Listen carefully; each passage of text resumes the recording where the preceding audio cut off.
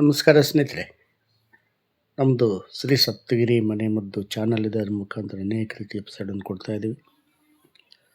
ಸ್ನೇಹಿತರೆ, ಪ್ರಕೃತಿಯಲ್ಲಿ ಎಲ್ಲ ರೀತಿಯ ಹಣ್ಣು ಹಂಪಲು, ತರಕಾರಿಗಳು, ಸೊಪ್ಪುಗಳು ಎಲ್ಲ ಸಿಗುತ್ತೆ. ಆದರೆ ನಾವು ಅದನ್ನು ಮರೆತು ರೆಡಿಮೇಡ್ ಫುಡ್ಗೆ ಹೋಗ್ತಾ ಇದ್ದೀವಿ. ಆ ರೆಡಿಮೇಡ್ ಫುಡ್ ತಿಂದು ನಮ್ಮ ಒಂದು ಆಯುಸ್ ಕಡಿಮೆ ಮಾಡ್ಕೊತಾ ಇದ್ದೀವಿ.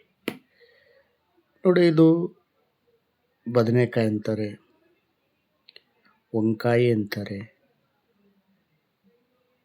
ಈ ಸೊಲಾನಮೇಸಿ ಸೊಲಾನಮ್ ಮೆಲಾಂಜಿನ ಅಂತ ಇದನ್ನು ಕರೀತಾರೆ. ಈ ಸೊಲಾನಮ್ ಸ್ಪೀಸೀಸಲ್ಲಿ ಬಂದಿರತಕ್ಕಂಥ ಈ ಒಂದು ಬದನೆಕಾಯಿ ಇದರಲ್ಲಿ ಡಿಫ್ರೆಂಟ್ ಇದೆ. ಗುಂಡು ಬದನೆಕಾಯಿ, ಮುಳ್ಳು ಬದನೆಕಾಯಿ, ವೈಟ್ ಬದನೆಕಾಯಿ, ರೆಡ್ ಎಷ್ಟು ಇದೆ. ಆದರೆ ಈ ಬದನೆಕಾಯನ್ನು ಸೇವನೆ ಮಾಡೋದ್ರಿಂದ ನಮಗೆ ಎಷ್ಟು ಅನುಕೂಲಕರ. ಬದನೆಕಾಯಿ ಯಾವತ್ತೂ ನಾವು ಬಿಡಬಾರ್ದು. ಯಾವುದೇ ತರಕಾರಿ ಸಾರು ಮಾಡಲಿ, ಒಂದು ಬದನೆಕಾಯನ್ನು ಹಾಕಿದರೆ ಸಾಕು, ನಮಗೆ ಎಷ್ಟು ಅದರಲ್ಲಿ ಲಾಭಗಳು ಸಿಗ್ತವೆ. ಅದನ್ನು ಬಿಟ್ಟು ನಾವು ಬದನೆಕಾಯಿ ತಿನ್ನಬಾರ್ದು, ಅದು ತಪ್ಪು. ಬದನೆಕಾಯಿ ತಿನ್ನಬೇಕು. ಈ ಸೊಲಾನಮೇಸಿನ ನಾನಾ ರೀತಿ ಮನೇಲಿ ಹೇಳಿದ್ದೀನಿ, ನಾನಾ ರೀತಿ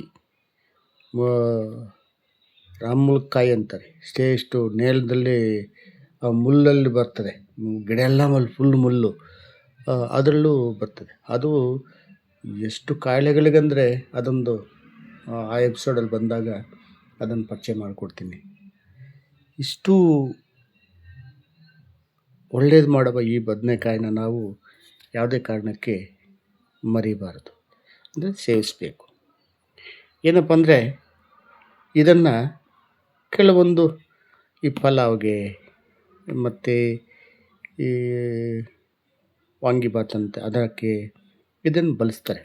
ಒಟ್ಟಿನಾಗಿ ಯಾವುದೇ ಆಗಲಿ ಇದನ್ನು ಸೇವನೆ ಮಾಡೋದು ನಮಗೆ ಅಷ್ಟೇ ಅನುಕೂಲಕರ, ಒಳ್ಳೆಯದು. ನಮಸ್ಕಾರ. ಇದನ್ನು ನೋಡಿ ಲೈಕ್ ಮಾಡಿ, ಶೇರ್ ಮಾಡಿ, ಸಬ್ಸ್ಕ್ರೈಬ್ ಮಾಡಿ.